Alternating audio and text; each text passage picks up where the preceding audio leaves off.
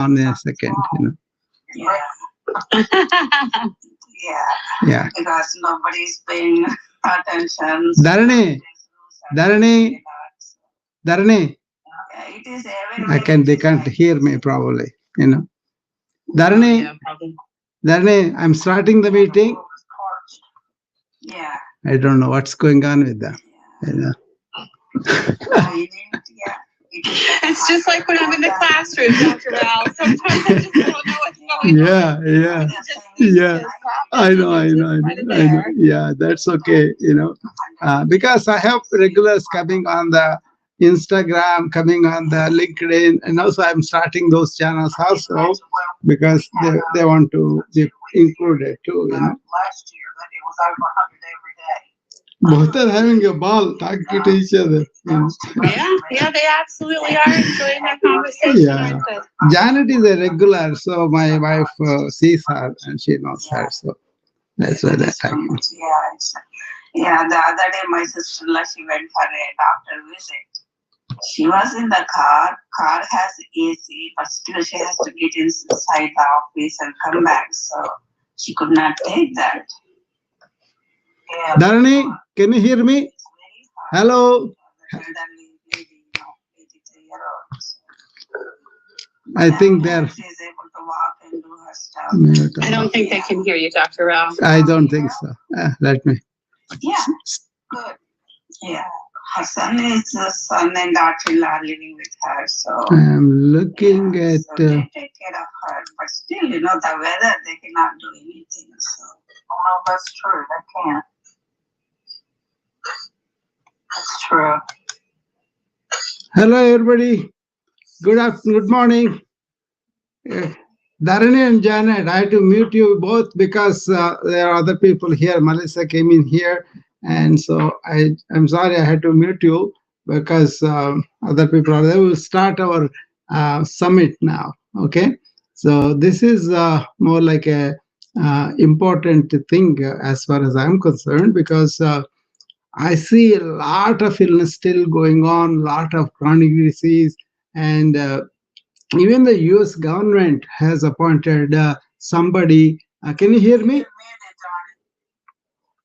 Yeah. I can't hear you. No? Yeah. There you go. Yeah.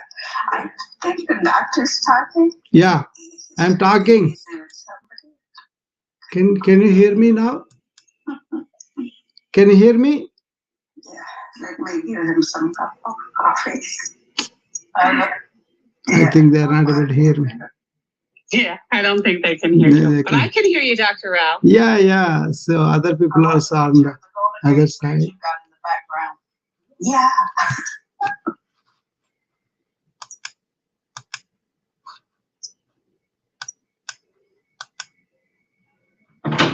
Dharani, can't you hear me? No, I can't hear you. Yeah, that's why this is why, because these are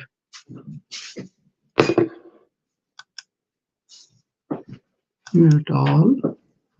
Yeah, I can't hear you. Can you hear me now? No. I don't know. Okay. Anyway, I'll go on with the people who are here.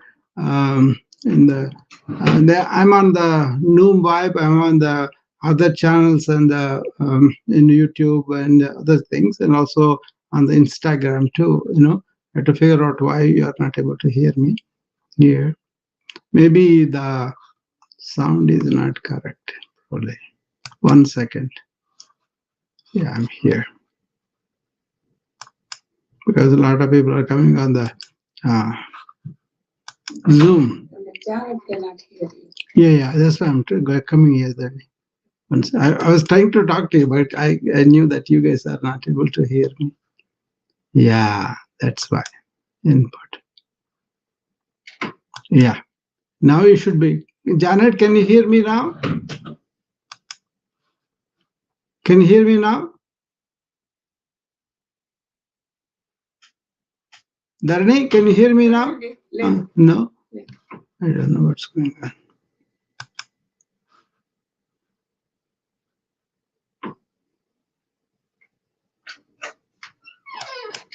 Now, can you hear me?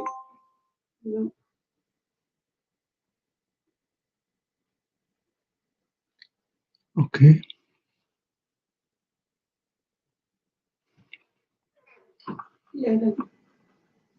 I don't know why. Now No. something is wrong with it. Now, no, I don't know. Something is wrong.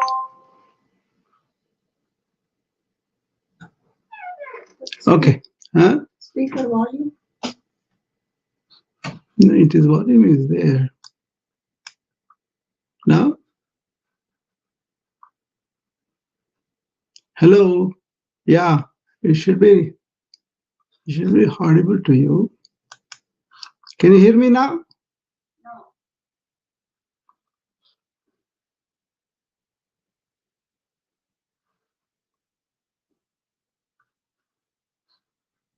Something is wrong with Zoom. Anyway, I'm on the Noom Bible. You both come on that too. That will be good. Okay. Sorry, folks. This is Dr. Rao. I'm sorry that did not work. Technical problems. But I'm on the other channels too. If you want to switch on to that from the people who are on the Zoom. I don't know what is wrong, but it is not working. So, as you know, I have been a physician for about 40 some years, right? And I was always treating people with illnesses. I think there is some technical issue. Doctor said that we need to go to the no.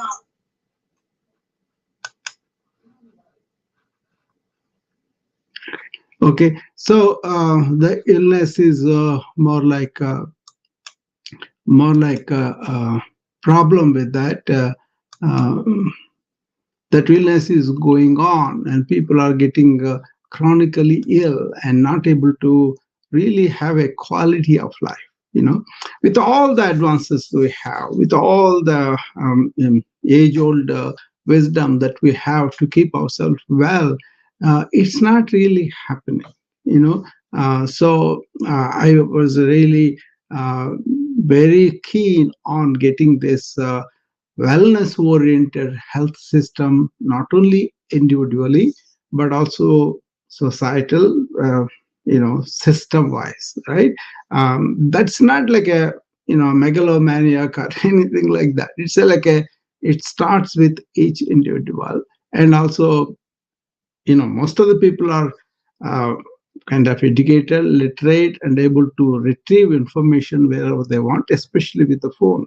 Now you can convey a lot of information through video. So people who are seeing us videos on the phone, they can absorb a lot of information. Thereby, they will be able to really get into that newest breakthrough from the medical point of view, or something that worked for centuries and thousands of years, like systems. I am into yoga, and then yoga helps me to keep myself well. Okay, so that kind of thing was there all the time, whereas people are not really using it. Even they know it, they don't use it. For example, blood pressure, everybody knows, just monitoring every day gives you very good insight into how you are with blood pressure wise. What is the tensions, what are the tensions, what are the food, what are the inactivity.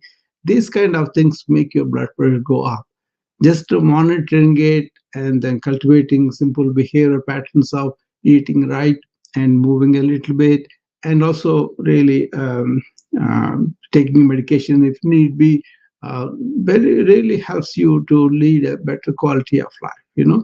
I myself, I don't use any medications, but I myself really come no, don't have to monitor, because I wear uh, a watch that tells me at any given time what's my blood pressure. So it's that simple now. So you should be able to do all that much easier, right? So that's my point of view. And in this wellness summit, I want to take up on not only the issue of health, where it is going, and what we should be really aware of, and what we should be doing in terms of our pillars of wellness, which I talked about a lot of times. Your nutrition should be vital. your activity should be optimal. And there's exercising your heart, giving you strength and energy and all that, right? And also, you should be resting and sleeping optimally. That has become a casualty because of the information age and the scientific advance, technical advance. People are victim of this information overload, brain fog, and all that, right? And the third thing is the sleep and rest. And the fourth thing is you got to learn how to use your most important asset, mind, your brain, and all. The people are really damaging that quite a bit, right? So I want to focus on that too. So in this, I call this wellness summit is I will take any particular question if you have on all these four pillars, or you want me to just generally talk about it, I will talk about it too, so this is a more like a important thing I have been doing again and again, because many people may pay attention to one particular thing, but they don't lead a life that is encompassing all these four pillars. If they eat right, they may not be taking care of their mind, and if they may eat right, they may not be sleeping well, they may be sleeping little, and also it's not a restorative sleep. Sleep should restore your body and mind to optimum. See, there is a term called ama in Ayurveda.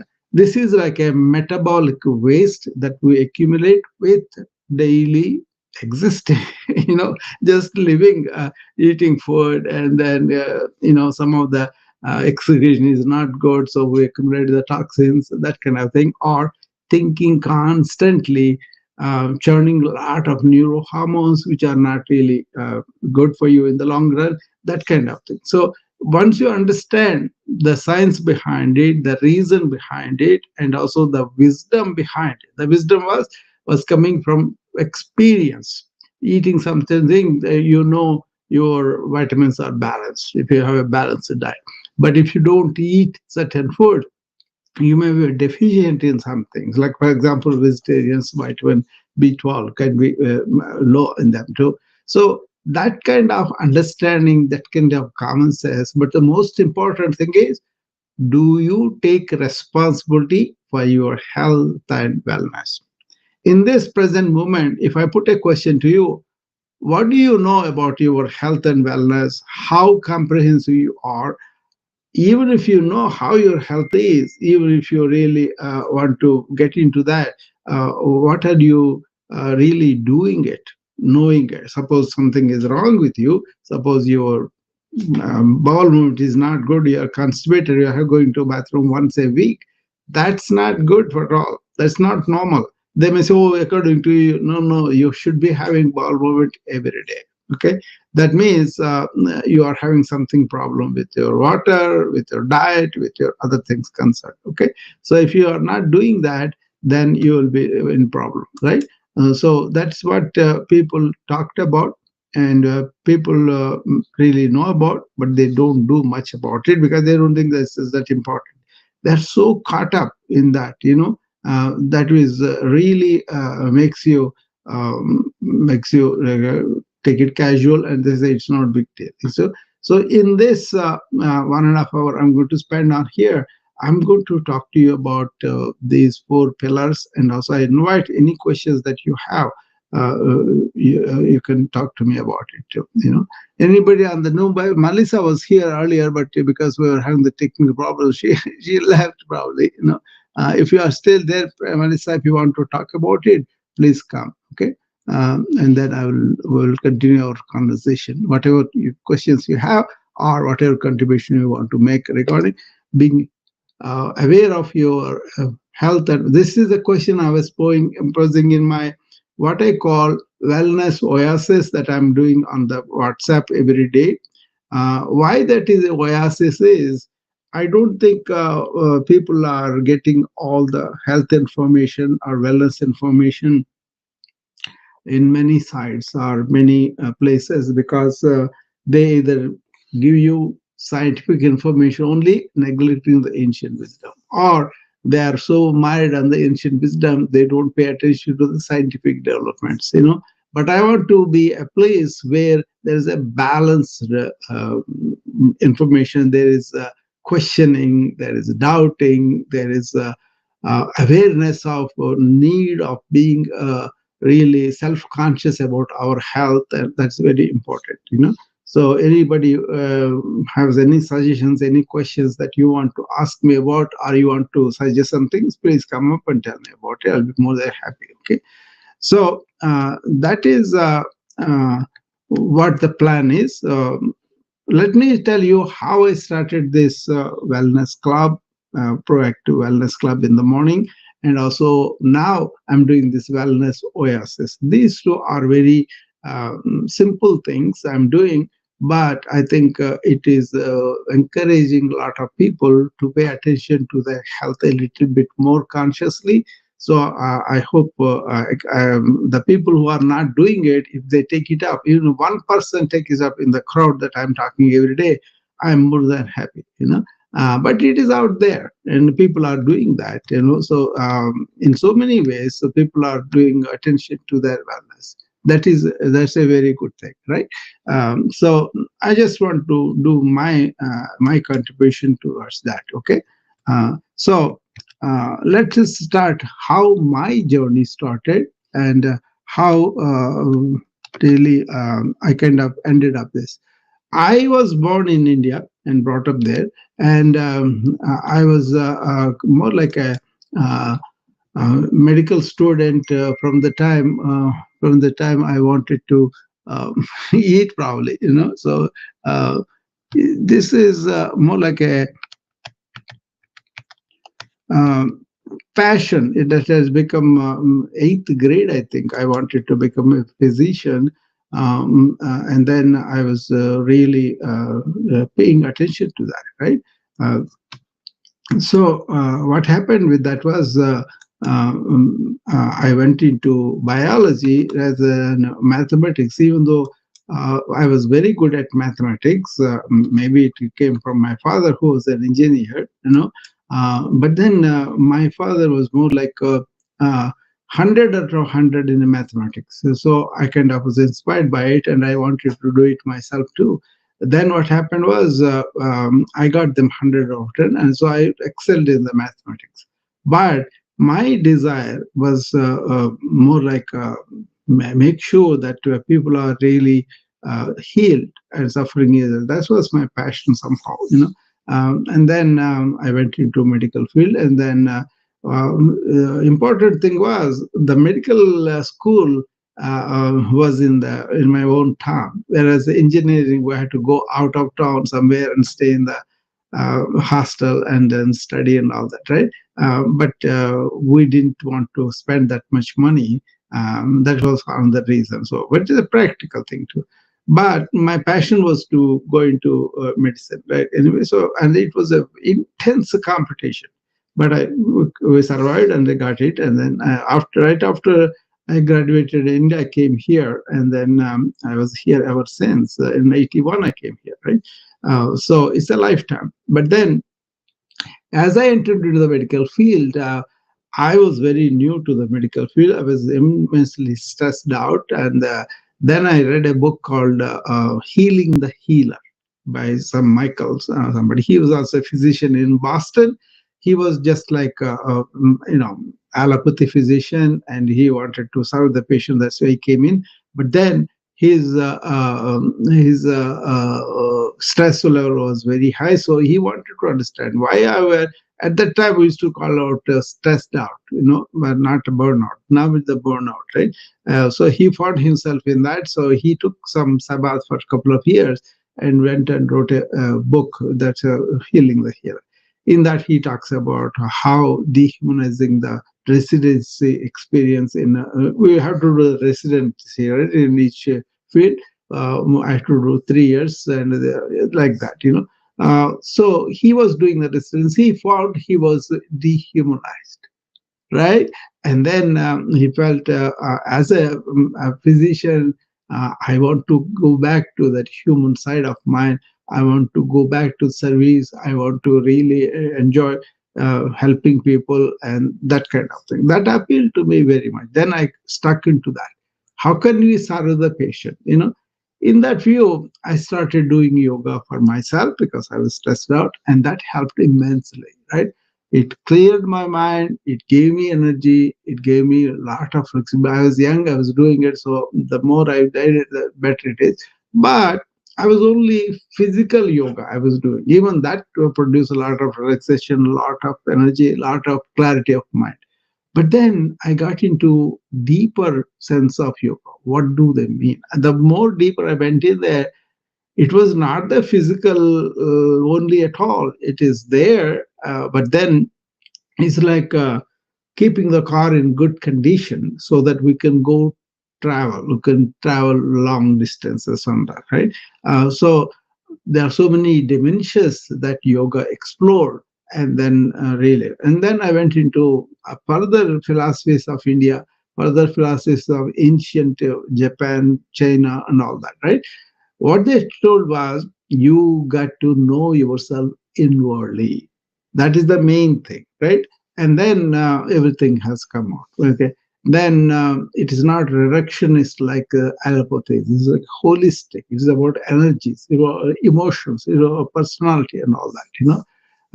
That led to personally, it resulted in very tranquil mind for me in the presence of so many obstacles outside, and also clarity of which way to go, and also really can be by myself and be happy. All these things were introduced, right? And but what I'm seeing in front of me, the patients who are coming with a lot of illnesses, lot of chronic diseases, lot of complications from the chronic disease. Even though we're spending a fortune as a country, USA, and then we are knowing a lot of things, everybody promoting their own thing, but there's no real system where they put everything together. We have the scientific medicine and we have the spirituality of the ancients. I wanted to combine both of them. That is the result of my company after I retired from the allopathic clinic, which I had for so many years, from 1997 to 2019. I ran my own clinic. I ran my own kind of medicine where I can talk to patients, I can interact with patients, I can stay to have some time with them, and I didn't have the pressure of the other groups or the insurance companies. Insurance companies have some, but they could not stop me from spending time with my patient. Right, that was the luxury I had. I had to pay a lot for that. That's no, but then I was happy that I did that. Out of that, I came to understand there is a need to educate and make patients aware that there's so much they can do on their own. Drink good water, breathe deeply, and eat properly. Eat only the seasonal fruits and vegetables and all that. How many things it will eliminate? Maybe it will eliminate a lot of civilization things that we have developed, the cooking, the taste, all those things, right? But moderation there, right? Then I kind of devised this company, Be a Pal, where we want to combine the modern medicine and ancient wisdom so that you will be healthy. Okay. In that process, I went further and further and further. What I really wanted was spend a lot of time giving information to my patient on everything that they have and what is going on. And that kind of thing, initially, when I first came into this part of the country, Midwest, people were like, whatever the doctor says, whatever the doctor gives, they were taking it. But when I wanted them to take active interest or active role in their own care, where I said, you and me are equal in this. So I'm going to be the professional guiding you with information, but your job is to implement in your life, and understand also, understand the question and learn about it. Don't believe everything. There's so much misinformation about health, right? So they all thought I was giving them too much homework. But after a while, it sunk in, and that homework kept them out of emergency rooms, out of hospitalizations. They liked that very much. They were saving a lot of suffering, a lot of time and energy, and also they were functioning better. They were living better, the quality, right? So now I'm taking it around the world so that I can talk to people around the world and then make them motivate about being responsible for their own uh, health and wellness, and looking at the information that's coming in, and then don't neglect it, and then take action on that. That is the effort is this. That is why I'm doing this, so anybody has a particular question, we'll address it, or otherwise I will just go about how vital nutrition is, and how optimal exercise is, how restorative sleep is, and how calming the mind. All these things are very important. Well, how do you do in a day, from morning till evening? How do you integrate your body, your mind, your heart, your purpose, everything together by what I call integrative yoga. In integrative yoga, you not only pay attention to the physical body, but also what kind of actions you are taking, the job and all that, movement and all that, and also how you don't react but respond, so that your system is rested. It's not with a lot of storm inside. That's what is happening when you go to work. Immediately you kind of react to everything, and then there is an internal storm of hormones going on, and that is causing a lot of stress too. And also, where are you oriented as a human being, as a somebody who can use your mind for the memory, and also for the imagination? Instead of making them as an asset, we kind of make them our problems, because we may go into the past and say, oh, I missed out on that, I could not do that, I regret and all that. Then you go into depression. A lot of people do that.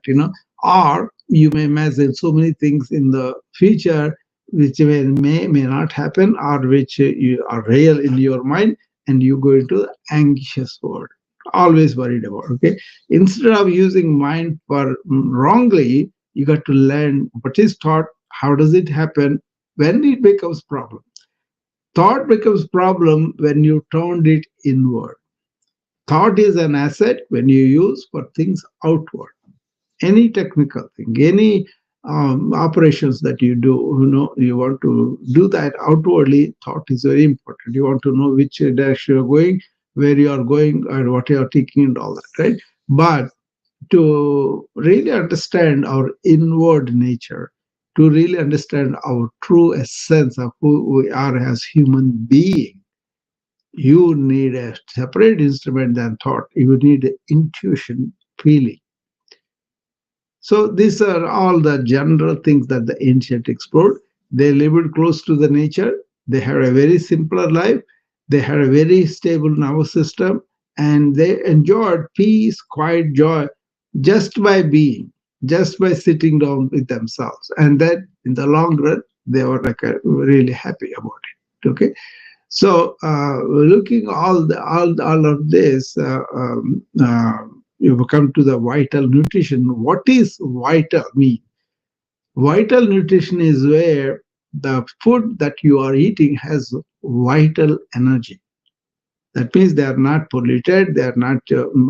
Topsoil has all the ingredients that gives the vitality to the food. And when you consume that food within 45 minutes of plucking from the tree, that is vitality coming from the tree to you. But then what is happening now is we eat out of season, because we have this storage mechanism with transportation and all that. Okay. So you take uh, for example, eggplant. If you are growing eggplant at home, for example, and you pluck it and go and cook it, it has a lot of vitality. And you have to consume it within 45 minutes of cooking also, right? Don't want to preserve, don't want to store, don't want to refrigerate. That's when they deplete the vitamin. So, in a sense, you want to make sure your nutrition is vital, and it is. So, what you get to prepare your dinner, how you prepare the dinner, and how you consume the dinner, how you dispose of waste. All these things are very important, right?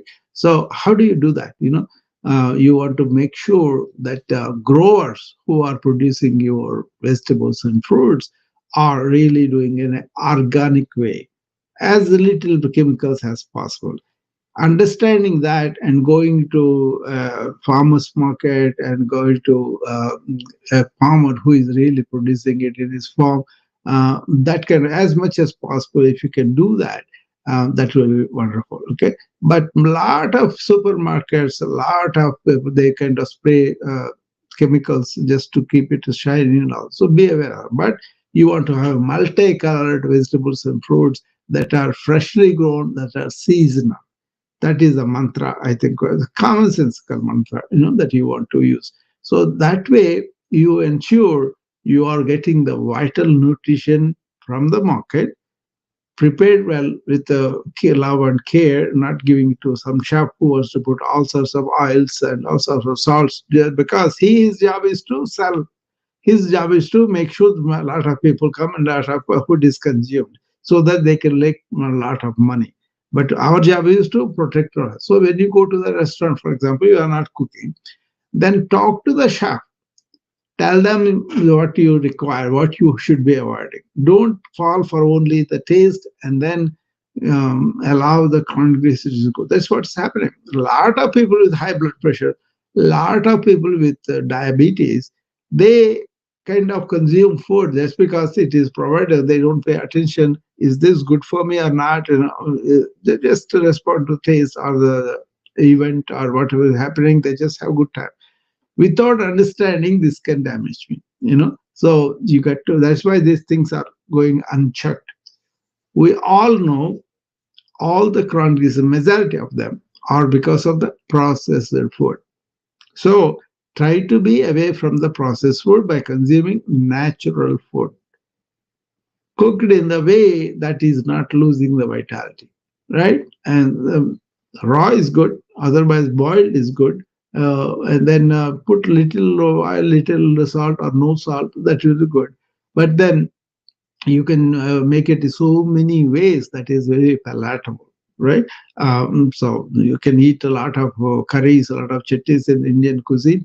The a small bit of it add a lot of taste for that. So you can understand civilization as it evolved in Mediterranean diet, Chinese diet, Chinese food, and also European food or North American food. So many things are there, but then be responsible over your health first. That is the difficult thing. A lot of times it happens. So vital nutrition, that is the part. You can take nutrition, which I talk about like a year. Is that deep, right? So we don't want to do that. So let's move to, are we eating well, and are we eating when we are eating, are we taking time to sit down and munch it, really chew it? That's important too. People are not having this restful place where they can settle down, not having any worries on their mind, but just being mindful about what they are eating and savoring it. That's a very good thing. And then what you how you make is important. The person who does it with love and affection, like our moms, it is wonderful for us. Okay, so good. Get the organic farm food and then get them prepared well by people, and then consume it leisurely and enjoying the things, and then dispose it properly. Now coming to the next pillar, which is movement. The essential health principle is eat well, move the body, and keep the mind silent. Moving the body is important because you get up with the sun, you rest with the sun. That used to be the way for the ancients. So they had no problems of movies and late nights, all this thing that we have now. Get them under rain. Try to live with the cycle, your natural cycles. A lot of people are morning people. So if you get up in the morning and then start walking or start doing some exercise, like yoga or pilates or anything that you do, move the body and also make it moving through the work. So this is something what I promote. Just having that simple thing like the move the body means don't settle down in the chair for hours and hours and hours. Every 1 hour, just take a couple of minutes to get out of the chair and walk around and come back and sit. That is good enough, And also take the stairs, walk on the corridors, doing something, stuff like that. Simple things, functional fitness, we call it, where you carry your own body weight and move. If you are practically doing that every day, that helps you a lot. Okay, but you can also see you have become very comfortable. You have used to creature comfort. That is the natural civilization all people are doing. But then body develops this inertia energy, where the more you sit, the more it want to sit. So then you will create a monster like an elephant at the time middle age. Then you have to devise the exercise program. You have to do all. But if you are moving to begin with, you are not sitting that much. It's much better. Sit on the floor for a while, like a half an hour. That's good enough. Otherwise, people develop this horrible sensation of taking it easy, and then the accumulation of fat and the obesity. All these things are happening. So important thing is, how can I raise with the sun, and how can I move according to my energies, and how can I be aware of I'm getting into this lazy energy, which I should avoid during the day. So I do a lot of walking even now at the age of 70, and also I move quite a bit. That's all. But in the morning, I do a morning routine for my friends, and they come on the Instagram, and other people. Whether anybody comes or not, my friend Janet will be there. So I will come for her, for sure, because she will be there. And then she was not moving that much before she got in touch with me. But once she started to do the morning routine with me, she was able to get out and do stuff, which is very good. But I am focusing on that culture, which is really, which is really uh, encouraging inactivity and trying to make people. Hi, Janet. Good morning. Good morning. I thought I'd come up and share since you Yeah. with me on Yeah. Noon. Okay, so a year ago, I could not walk 200 steps, and I have been I started Noom a year ago in April, and then when Noom Vibe came on, I started listening, and I started listening to you, and I kept hearing constantly from everybody on Noon Vibe. It seemed like everybody was saying, "Move, move, move! You've got to move." Yeah. And I wasn't moving. I was sitting in my chair all day. I'm retired, and I have some physical limitations and illness that it's just going to be with me now. And I didn't think I could do it, but I started. I started making myself walk more, walk from one end of the house to the other, and go in and out the back door and up and down the steps, and things that I just weren't doing.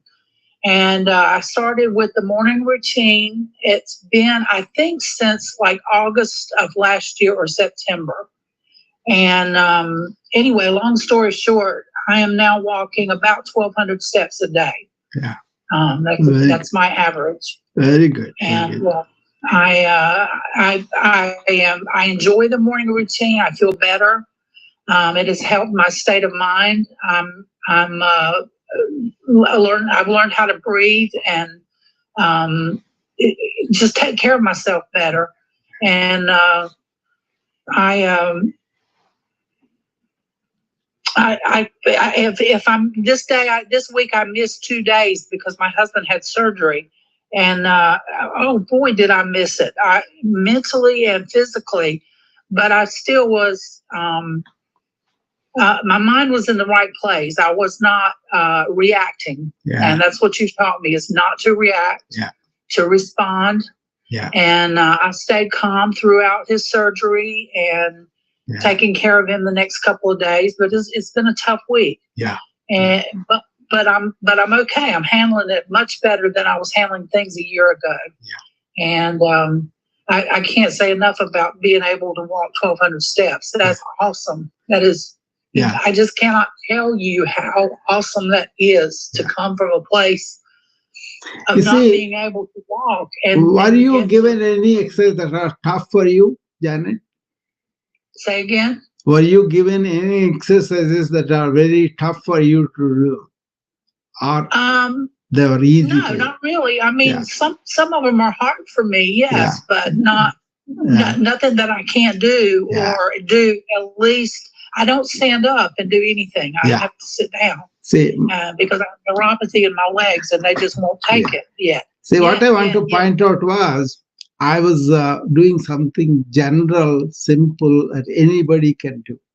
Even 85-year-old person can do. They can do sitting down. They can lie down in the bed and do it, or they can do it standing according to their capacity. You don't want to push, make it Right. more pleasant. That's what I'm saying. The other thing is, she said something about her being responding things and not reacting emotionally. That's a very important thing because I was trying to breed what's called inner resilience so that we are ready for life. We are ready for life's events and responding like a mature, experienced adult, that we have the self capacity to deal with our situations. The morning routine that Janet was talking about is designed by me as a reverse engineering of stress and burnout that I see. A lot of people seek me counseling for that. But if you look at them, they were not getting ready for the work, even with their body, mind, and heart. So if they start in the morning, it's a likelihood that they will continue the same thing through the day. For example, I want them to be here and now in the morning report. Do whatever you do with complete attention. How you do that? When you stretch, you feel the sensations you have because of the stretch in the body. Be with that. And also don't let your mind go somewhere else. If you are breathing, feel that breath on the nose, deep breath. Good. And that way your mind will be stationed in the present moment. Thanks, Janet. So that is something that you want to do simply, easily, according to your capacity. There's no competition, there's no comparison, but allowing you to understand where your body is, how your mind is, how your capacity to do stuff, like you are getting short of breath. If you can take 4 or 5 steps and immediately get short of breath, then there's something wrong. Then we go and do that. Otherwise, we'll develop the capacity slowly. So why I do the stretches with the breathing is that's it much easier for you to handle it. So lots of times I may not be even seeing them on the other side. They are on the Instagram, they're on the they see me, but I don't see them. Some people come on the Zoom, but those are all special conditions like chronic diseases, arthritis severe, or they have this achiness, or they have this diabetes that's not controlled. So many different chronic conditions people come, and then I have to pay attention to them. So they will be much more deeper. That's when I want to see them so that I can direct them. So that's what happens in my proactive wellness club, which runs before the morning report. So at 6 o'clock in the morning, central time for me, or 6 o'clock in the evening, central time. That's when I do that proactive wellness club. And 7 o'clock or so, I now started this wellness oasis. That's on the WhatsApp room that I have, and also other channels also I open them. And then we transition into 8 o'clock morning routine for those people who want to get their body ready and mind ready and the heart opened up, and then they can serve the world. Okay, so uh, when we talk about rest and sleep, which is the third pillar we're coming to, because each pillar is vast. Exercise is vast. It's not the same for everybody, every age, every condition. You can customize that, but when you come to rest and sleep, everybody needs rest. But you need to know whether your body is asking for rest, your mind is asking for rest. But what is happening nowadays is, even though they are sleeping couple of hours and 3 hours, 4 hours, they are not having a real deep sleep, which will help you to detoxify your body and mind. That is the primary purpose of sleep. When you work, when you exhaust, you produce so much of waste and all that. Body wants to rest, digest the food, assimilate the food, develop the waste products, and then let them go. Right.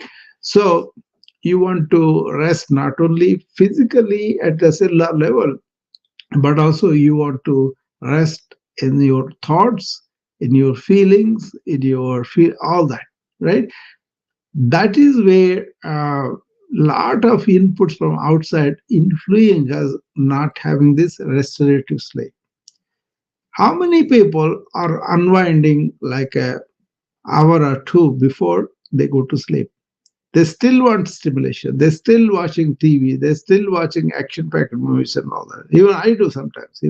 But I have mastered a technique where even if I sleep and I sleep, I can know how to vacate my mind, and I can completely vacate it so that my mind is really settled down in that restful sleep, 3 4 hours, and that's enough for me. Everything is very good. Okay. So I may go to 11 o'clock, maybe 4:30 or so. I wake up, I'm pretty good. So how you sleep, what you do before sleep, what you do after sleep is important.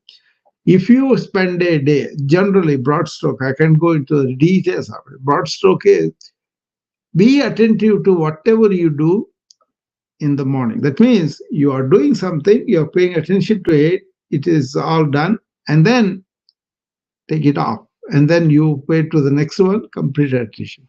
If you can do as much as you can do with that, then your mind is rest much more easily. Otherwise it accumulates so many thoughts, so many impressions, so many sensations. It had to work over time.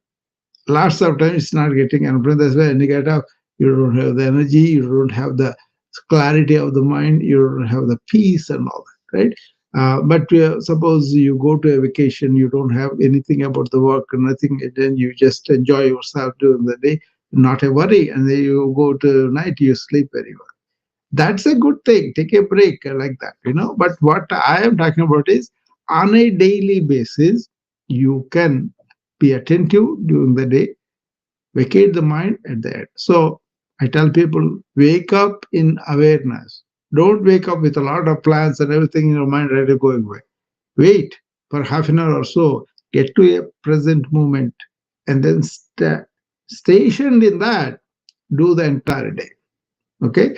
And there is a yoga nidra, there is a dead man's pose, there is a body scanning, so many techniques I teach. By the way, on May 26th, I'm going to give a major talk on the sleep for the people who are interested in the sleep.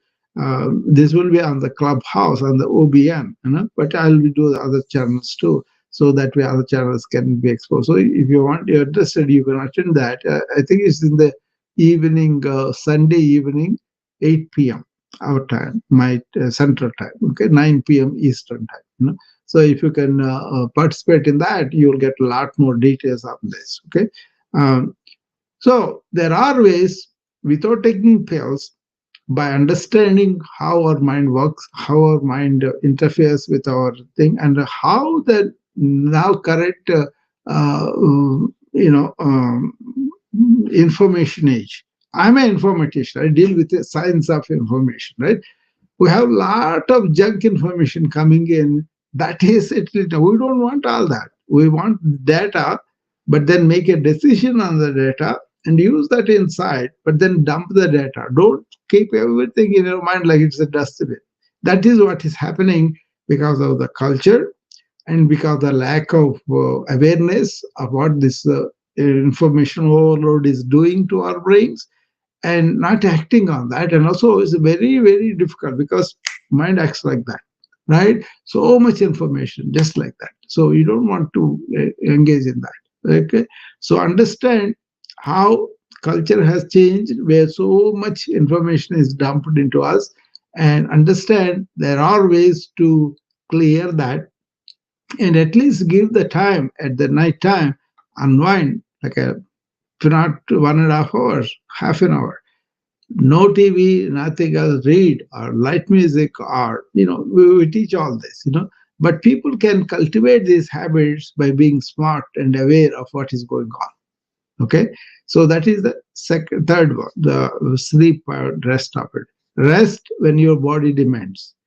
Rest when you really are exhausted or really needs it. But rest completely, not just physical rest, mental rest. Give it a rest. And then when you go to sleep, do something so that you will go into deep sleep that is restorative. Okay. There's so much in the ancient wisdom about this, about what is Om, Uma, and then what is the R represents, what is who represents, what's Ma represents. R represents like a daytime, Jagrat, and then who represents the dreaminess. That's the dreams that happen to get the mind into order, and that is the swapna, you know. And then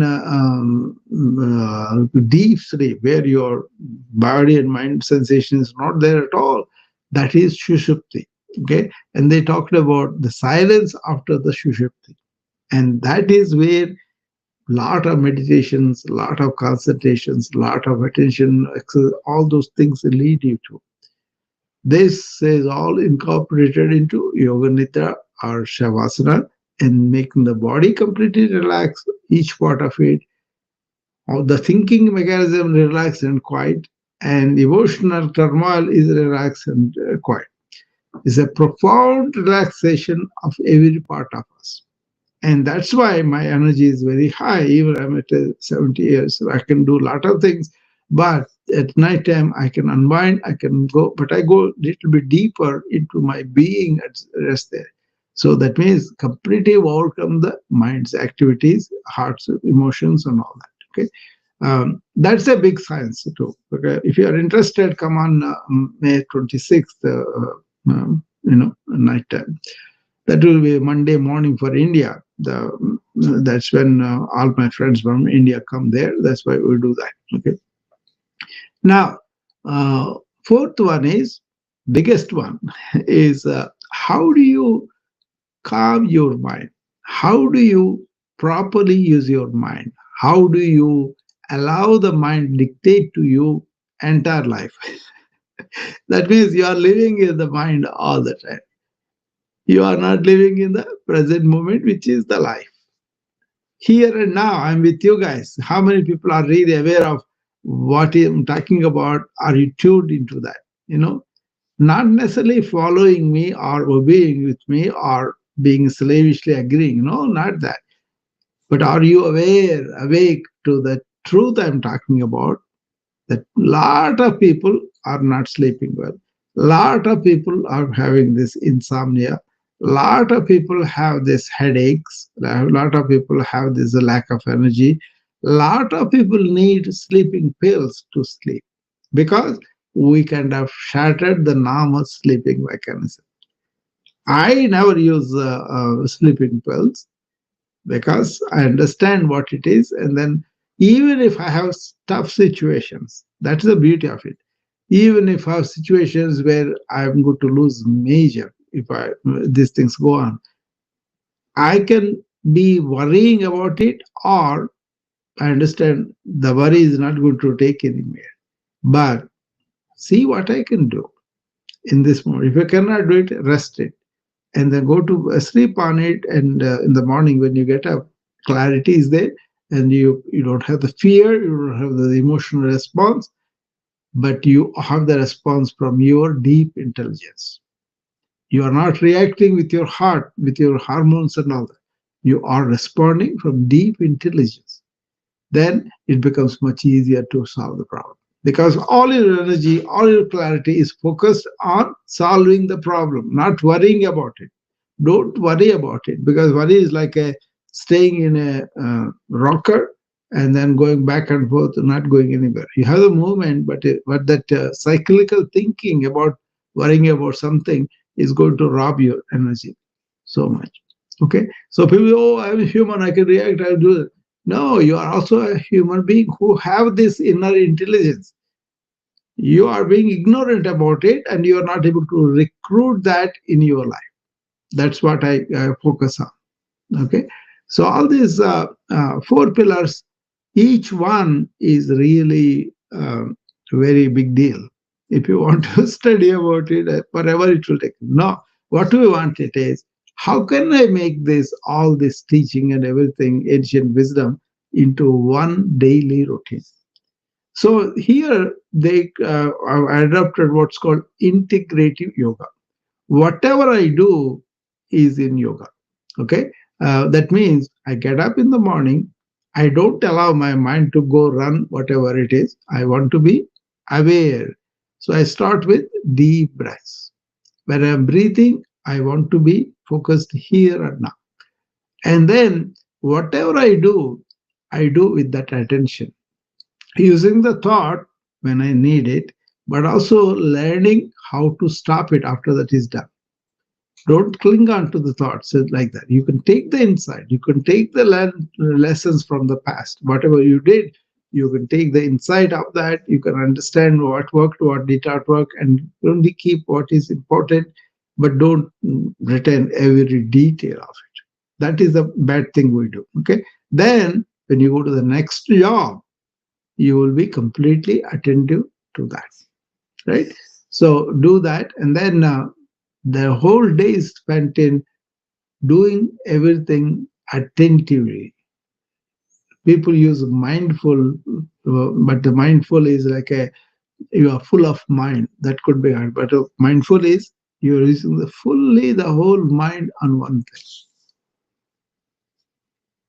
Okay, so it's a question of understanding that, and then coming to that. Okay, so do that, and then you will be happy to that you did the entire day, paying attention and getting things done and feeling good about it, and like that. Okay, and at the end of the day, try to vacate whatever you have, positive, negative thoughts, whatever you have, jot them down, put them on device if they have to follow them up later. But otherwise, for the night, nothing should be there.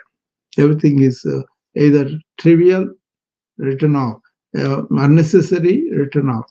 Necessary stuff, I put it on a device or a paper, so I don't have to remember them for the night also.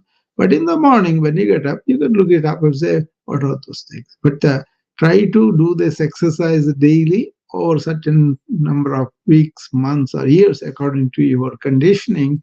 You will be able to get into that just like that. For me, I don't need much time. Just like that, in the evening, I can put everything in perspective and wipe it off. That is a practice that you could do. This is the neuroplasticity. The more you allow your mind to create the highways, the better it is. If you create the highways the other way, unknowingly, and fearing something, for example, and you're not really knowing it, and then you allow the fear to grow, it will become a strong thing. Later on, it becomes much a problem. That's what is happening in the modern life is people think unconsciously and allow those thoughts to build up highways in the brain. This they called in ancient time samskaras. Now we say ingrained thought. Any thought that you think continuously, unconsciously, it will form a highway in your mind. And then that will rule you, not you, the intelligent, the perceptive, the knowledgeable, that person. There is not that. It is the highway that you created that is so strong, it will overwhelm you. Okay, that's why people say, oh my God, this is so tough for me, I cannot do this all the time, because you have created the monster, you have created the elephant. You remember I talked about the physical elephant we created long ago. Now it is a big deal. Okay, so remember that, the integrative yoga is whatever you do, action, do the action without really looking for the results and goals. That is the tendency. Do complete attention to the process, to the effort, to what you are doing. Then it has more chance of getting the result that is really good. Even if you don't get it, you can figure out why, what kind of mistake that you did that was not giving the result. Then you can do that too. Okay. So you wake up in presence, you act in attention, and you vacate your mind. That is the daily integrated life. Whatever you work like a, I am going to give this as an offering to the God. That is your whatever presence, whatever vast energy you think of. Or you can say, I will only do what I want to do completely, and I will pay attention to the process. Let the goal be realized. Let my attention not be on the goal, but on the process. Okay, you can plan goals. You can have a brainstorming for the pathway to it. But then, when you're doing the pathway, pay attention to the process. Okay, and then that is the action yoga. Okay, and then you are really serving people, serving the life, serving the cause. So whatever you do, think of bigger purpose than your own, something bigger than you. Then it will be wonderful for you to do that. And give, be kind, be nice, be grateful, and all those things are something that you could do yourself. Okay, that's how you manage your heart, by allowing to expand to think of the needs of others that you are working, needs of the institution, needs of the country. Put them above your selfish. That's okay. Uh, Self-interest is not there. That is uninterested, but not really not losing the excellence part of it. You can excel, but only the selfish need is not there. Then you feel a whole lot better, right? So that is the action yoga, and also devoted yoga in the sense of you are spreading the love, you know, and then that is with the heart. With your body, you work, with your mind, you work, and also you kind of keep perspective. With the heart, you open it out and get the benefit of that. If you give to somebody, if you are happy with somebody else is happy, that's much better, right? And then you kind of do this focused mind, which is the Raja Yoga, they call it, where you say, okay, I'm not going to allow scattered mind. I'm not going to allow unfocused mind. I'm going to allow no clarity because of I'm not able to focus. Develop the focus on everything. That is the Raj Yoga. Okay, Karma Yoga is the action yoga. Bhakti Yoga is the devotional yoga, or giving from your heart, love, and all that. And then Raja Yoga is the focused mind. And then you will come up to what is human life about? What is the purpose of it? That's a deep study that happens only in a person whose heart is pure and whose mind is focused. And you have, with your job, with your giving, with your opening heart, you have done that heart thing, and you have focused mind because you have understood what is the to be clear in mind, to be focused in mind. And with a focused mind, with a purified heart, you approach this knowledge of the what is the human life purpose, why we are here, where we are going, what is the real purpose, what is the possibility of human life. Can I be quiet? Can I be joyful? Can I be happy just by being with myself? That is the discovery of the ancients.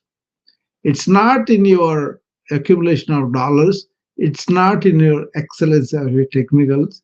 It's not your making it easy life, but it is about developing this inner resilience to deal with life even though it is tough.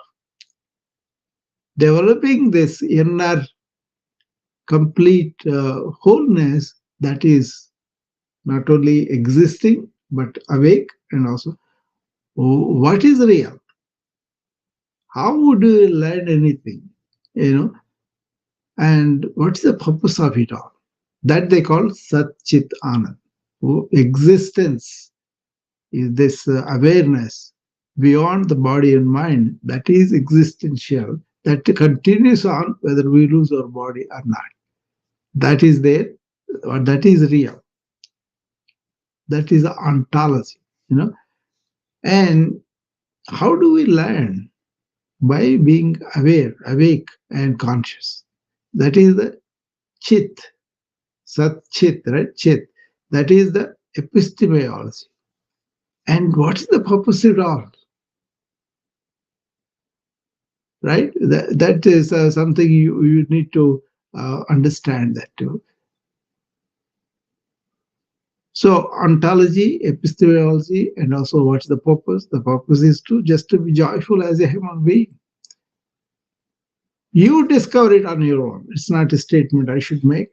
But anyway, this integrated yoga, where you are completely integrated, you are completely united with everything that you do, and you function as a holistic person, not really, you know, helter skelter with a small stimulus. Somebody's word, somebody's no, so somebody liked my post, somebody commented my post. That is a big deal. Now it's a spurt of dopamine. That's all. Okay, but you can sit down, close your eyes, go inward, be calm, and be helpful. Completely touch that peace, joy, and happiness with it. You can get it through sharing. You can get it working and all that. Okay, so integrated yoga is a way to live a good, holistically healthy day. If you get up, if you understand how your mind is going outward and running outward and putting it inside, and then you focus on what you are doing, what is important to give to other people and other things, and then always knowing that you are full inside, not full of headaches. No, you are substantially, abundantly full with your affections, with your giving nature, with your understanding, with your making people aware of what's going on. Okay, so that is the kind of awareness I want to bring about. Human being is not about just eating and getting fat, but eating to make our system really well so that it can really keep the divinity inside going. Okay, and then you have other things like you have world to deal with, other people to deal with, and you have to give love, you have to get love, you have to live in a harmonious way, and you want to know what your real purpose is. So 4 yogas: action, karma yoga; devotion, bhakti yoga; focusing and concentration and attention, that is Raja Yoga. And knowing why we are here, what we are doing, that is deep investigation that happens to a focused and to a purified heart, focused mind and purified heart, that is the Gnana Yoga, knowledge yoga. These 4 yogas integratedly, you are living just like that without really making a specific effort. That is complete yoga. Okay. So that's one way to look at it, but then there are so many commonsensical things that you can do normally there. Okay, so we are coming near to the end of the program. Next 15 minutes, I'm available for any comments or questions that you have. You can come up and then talk to me on the Noom Vibe, and I'll be able to talk to you guys.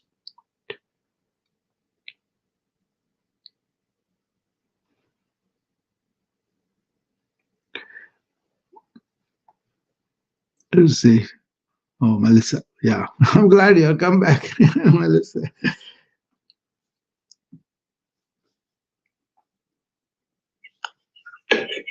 Welcome back. Welcome back.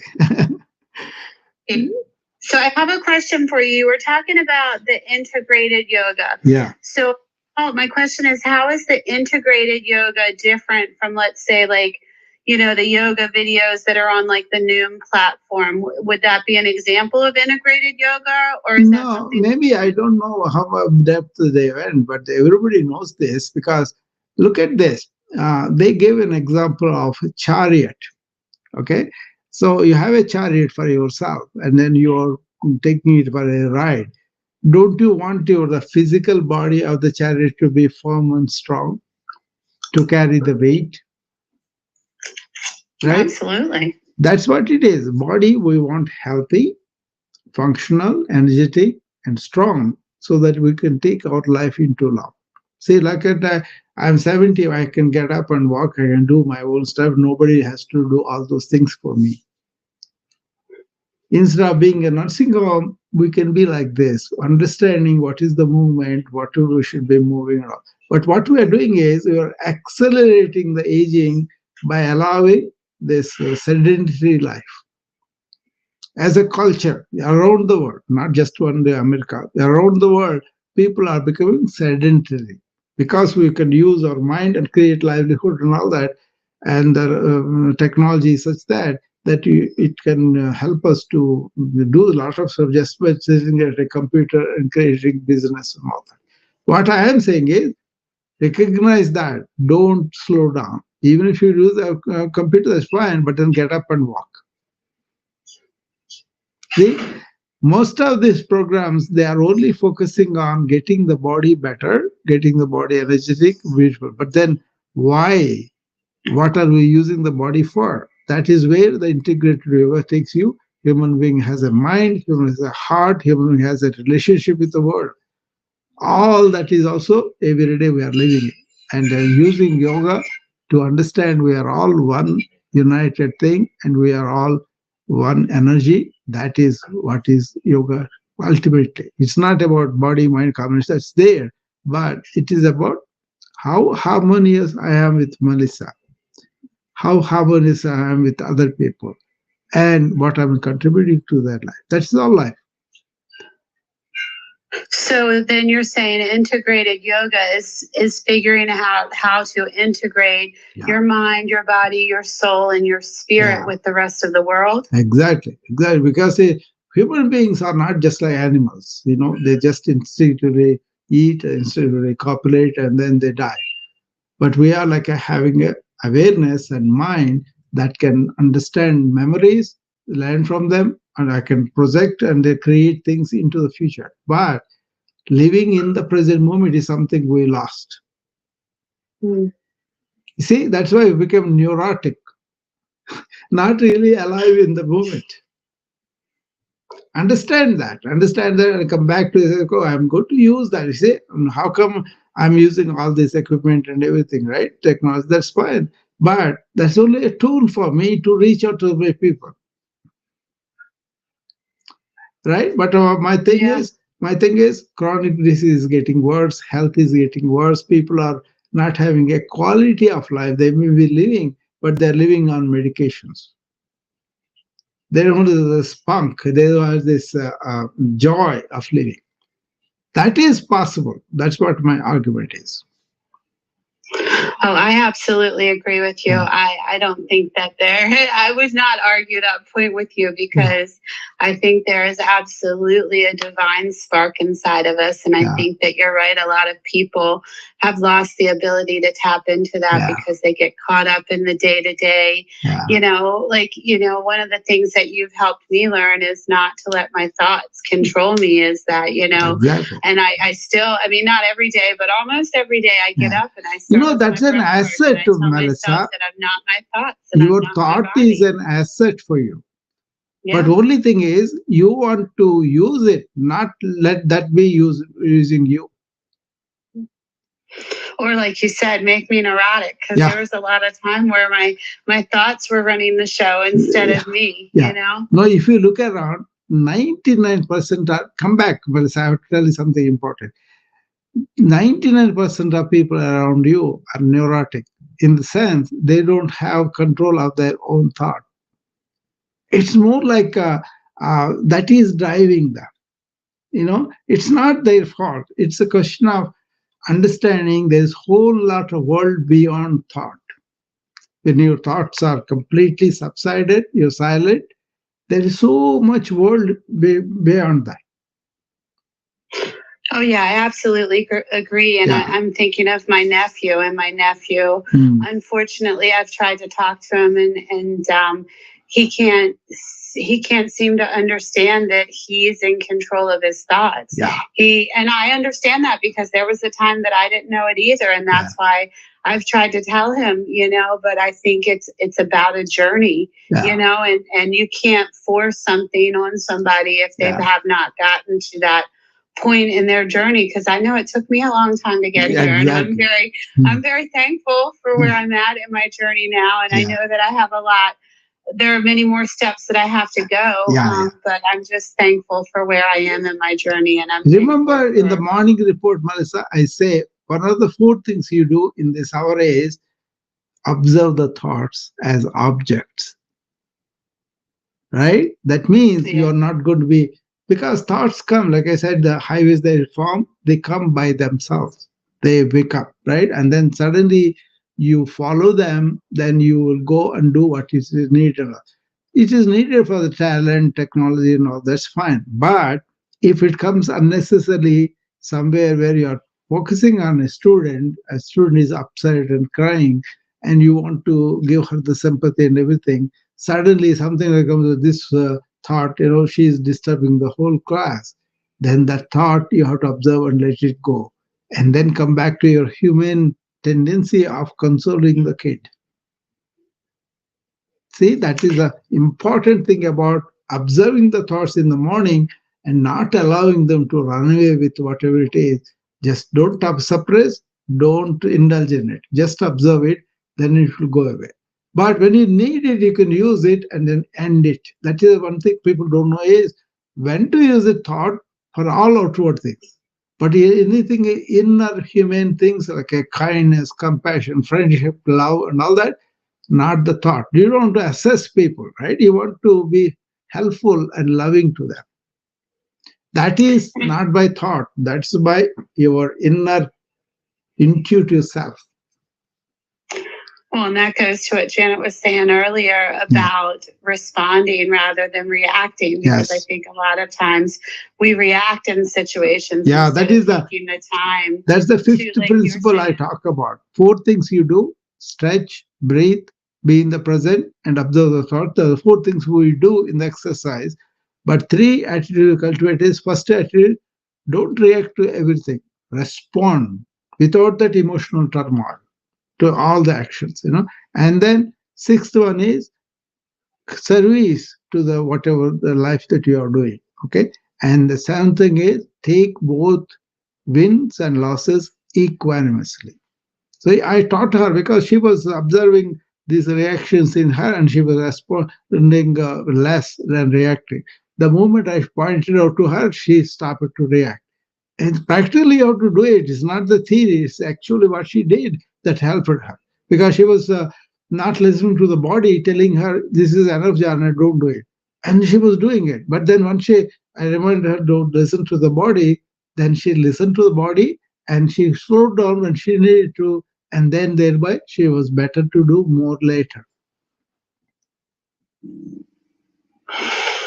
Well, we're very thankful. I'm very thankful. I can't speak for anyone else, but I am very thankful for you taking your time to come and share your wisdom with us. And I know that you have a heart for people. And thank you again for. I only sympathize with the people because I see the suffering. What I'm doing now is, how can you come to me before you go into the stage of suffering?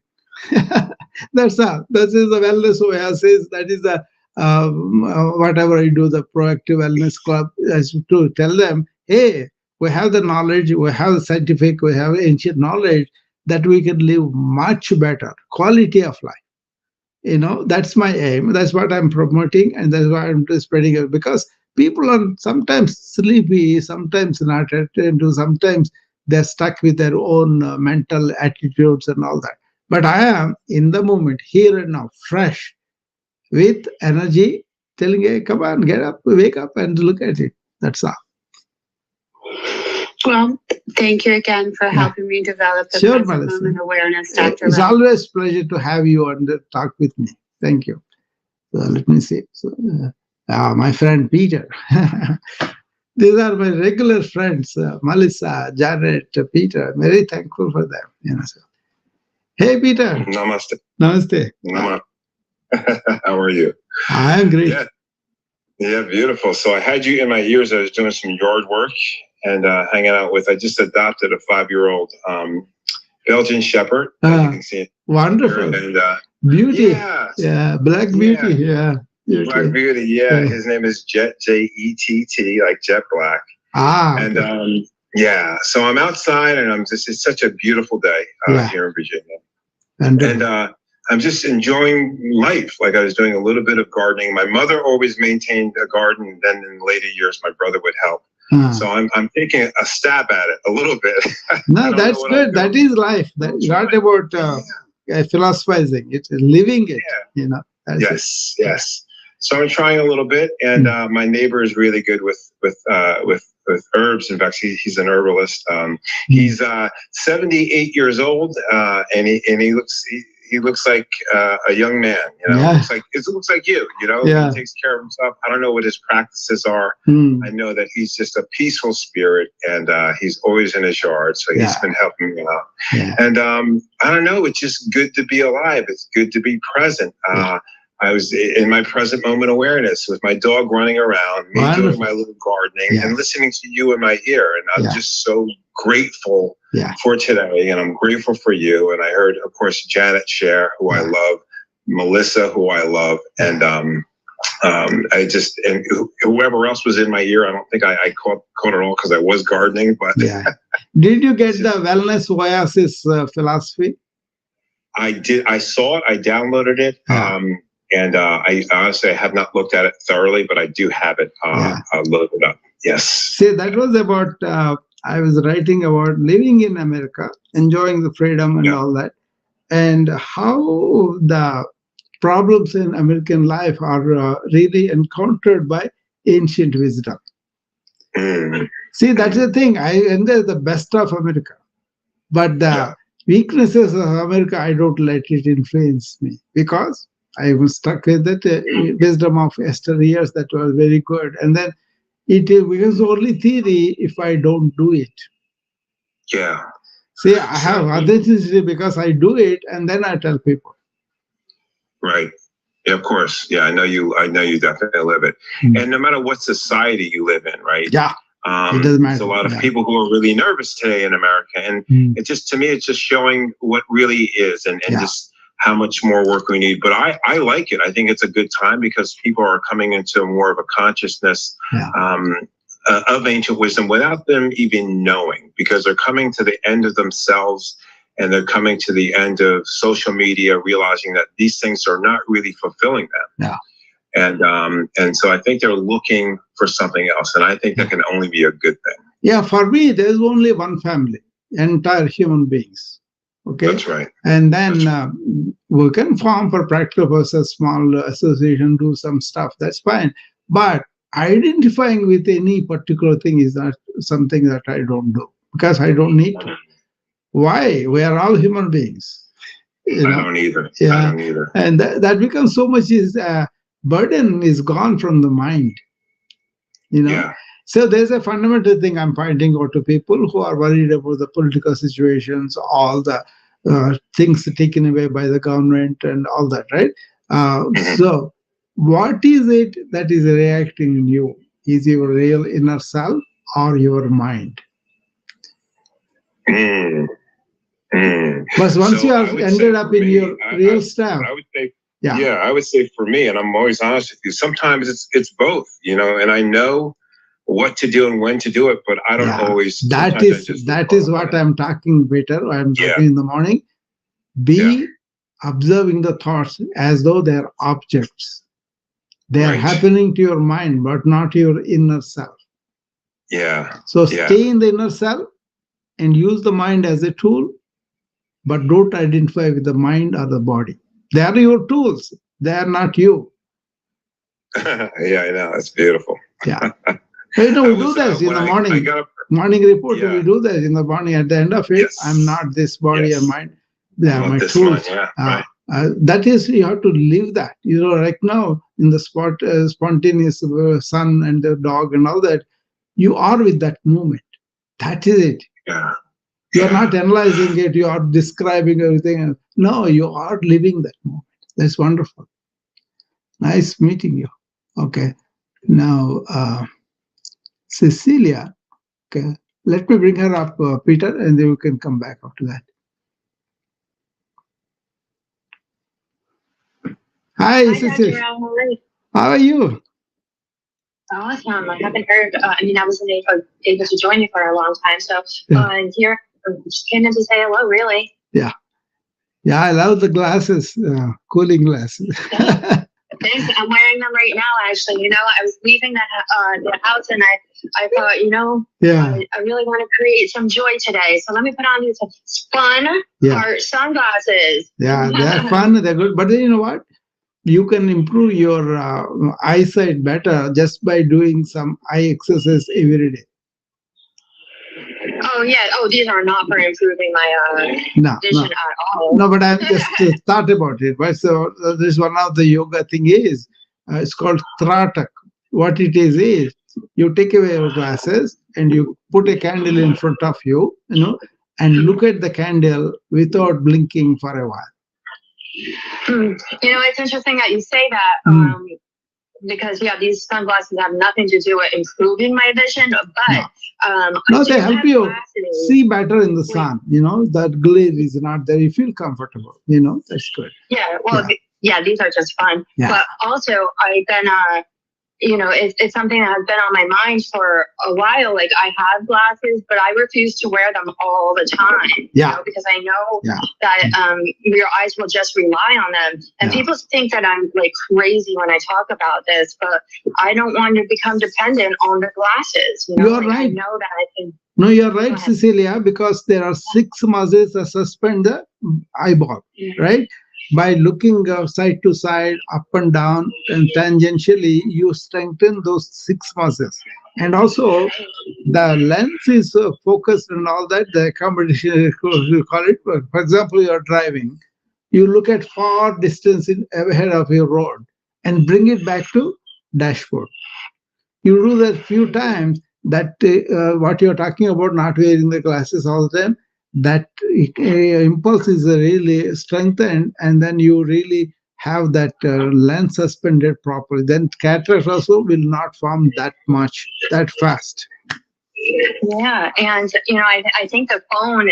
I realized, when I think it was like I switched from one phone to another, and all of a sudden, this was years ago, that I realized that my eyes were getting like weaker suddenly. It was a very quick switch. See, I don't remember the author. There's a book, Cecilia. It's called Eyesight Without Eyeglasses. Improving the eyesight without eyeglasses, something like that. Check that out. They will give you practical things that you could do, and how you can improve circulation with rubbing the hands and cupping the ears and all that. You can see in my morning routine, sometimes I do that, and they show it to them, the whole series of eye exercises. That runs maybe 10 minutes, and then you can do that by yourself. Yeah, that's really funny that you picked up on that, because it's something that I feel really strongly about, not wearing my glasses all of the time. But also, what was I going to say? Oh, I loved what Jeanette was sharing, because, the thing is, just do what you can, right? That's it. Stagnation just means, like, if you're not moving at all, like, where do you think you're headed? Actually, it reinforces itself. That's called tamas energy, right? The inertia. You need that before you retire, before you sleep, but not during activity during the day.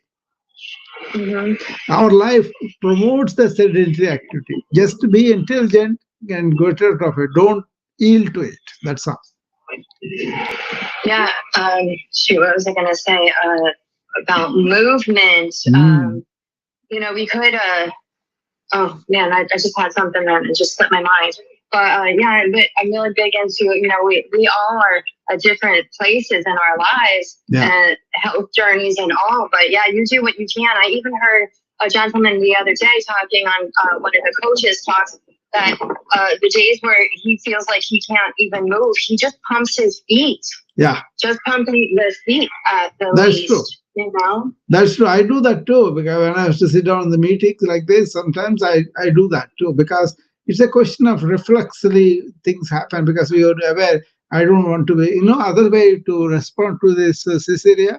Suppose you are walking, you are standing, or you all that, you feel the tension in the legs, in the back, and all that. And then what you do is you kind of allow that to really go through that. Okay. And then relieve the tension as it is happening. It's not obsessive compulsive, but then just knowing it. Even getting up or walking, right, Peter? Just getting up and just walking a few feet, that's good enough. That's what Cecilia is also pointing out. This is the functional fitness. So if you are really understanding this inner energy, for example, you are working a day, and then you are going and you feel that I had to stand here prolonged, but then that is giving me little ache in my back, then immediately stretch the muscles, that will go away. Yeah. It's important. Yeah. It's important. Yeah. Hey, Cecilia. Yeah. So I just wanted to make one last point. Like this morning, I was up. I took my dog out about 6 o'clock in the morning. It was already light out, of course, and I was tired and kind of a little bit groggy. And as I'm walking, I'm like, my gosh, it's so beautiful, and I feel like I should be in better energy. But then I realized, Dr. Rao, that I was in my body feeling the grogginess of my body, and then I came out of that. If you can understand that, I know you can. I just became aware of it's something that I use, and it will wake up, and right away, my energy level just went up, because I focused on who I really am and felt that, and I lived in my body as I walked. Before, I was just like, oh, my body's moving, so this is who I am, my body, my body, my body. Yeah. So I was able to make that shift, but I'm just so grateful that I'm aware that I can do that. I'm glad, because you are not your body. Body is your tool. And also, you see, I will tell you this Grandhi in here. What it is Chit Jada Grandhi. Chit means Chit. Remember this very well. That's what you did, actually. Chit is our inner real essence, that energy, that soul, whatever. That doesn't say I am. You never hear that say that, right? Interesting. Yeah, it doesn't say that. It's a presence, it is there. It doesn't say I am this, And also, Jada is your inert substance of body. That doesn't say I am. But there is this Grandhi, the knot, which is your thought, I thought, that raises and say I am. That is the one which carries you away from your inner essence, and also makes you feel all sorts of things about body and all that. The moment you silence that, you are able to relieve that. Yeah. Remember this, very, very important. I thought. What arises in the morning is that I thought, and the culture allows us to pursue that and make it a monster network, matrix. Right. The Matrix movie caught that very well. I love that. Yeah. That's my favorite movie ever. No, it's a very beautiful movie. I can tell you. Very powerful movie. It is based on this Indian Brahman and all that. That's why it is there. But they don't use those terms. But then the same thing for us to understand. So there is another example I'll tell you. In India, usually wedding ceremonies are celebrated like anything. There is a bride party and groom party. Sometimes so many people come, we don't know who is what, right? So this guy comes in, and then he's working everything, taking on everything himself. So the bride party thought he must be the groom party, that's why he's doing so much.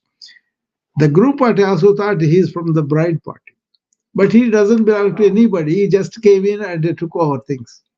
And somebody, somebody comes and asks him, who are you really? Which party he belongs to? Then he bolts, because he was discovered. He was not invited, really. That is the way I thought is. Yeah. Ego. Ego. Yeah, that is the one you want to understand. And then once you see that, it won't be there. Mm, beautiful. Yeah. Namaste, my friend. Namaste. Namaste. Yeah. That's a good example. I think Rabbi Maharshi gave that, and it's stuck in my mind ever since. So in the morning, when you get up, don't allow the I thought to take over you. The I thought will say, oh, my itinerary is this, my schedules are this, and all. Yeah, you can get to them after this half an hour or 1 hour, what you do in the morning report. In the morning report, don't allow the I thought to go and to be in your presence. Deep breath helps you. Having understanding about this I thought helps you. And important thing is not having philosophizing this. Important thing is you implement that on a daily basis. When your darkness breaks into light, when you're getting up, that is the time you have to do that. And also, when the daytime is ending and the darkness coming, that is the time you want to do this. Remember this, and try this every day. Then actually you will have a better sleep because you are just able to be in the being. You remember I mentioned that before. When I sleep in the being. That's why it is very easy for me to replenish myself, have a much deeper sleep. You do this. A lot of people are so enamored by the thoughts and the thought-built I, which is the ego, and that becomes the. So, and you ask the question, who am I? Am I this body? Am I this mind, this personality I created? Or I'm not the persona, but I am the presence. So what I'm inviting people in the morning report is, morning routine that we do is to go and stay in that presence. And then attentively do stuff and then get rid of that. So allowing the thought as object, allowing the thought to be silent is really something we can do. Krishnamurti talked about this. Jiddu Krishnamurti, he said, whatever happens, I don't mind. So you don't allow his mind, thought to get away by itself and form a network.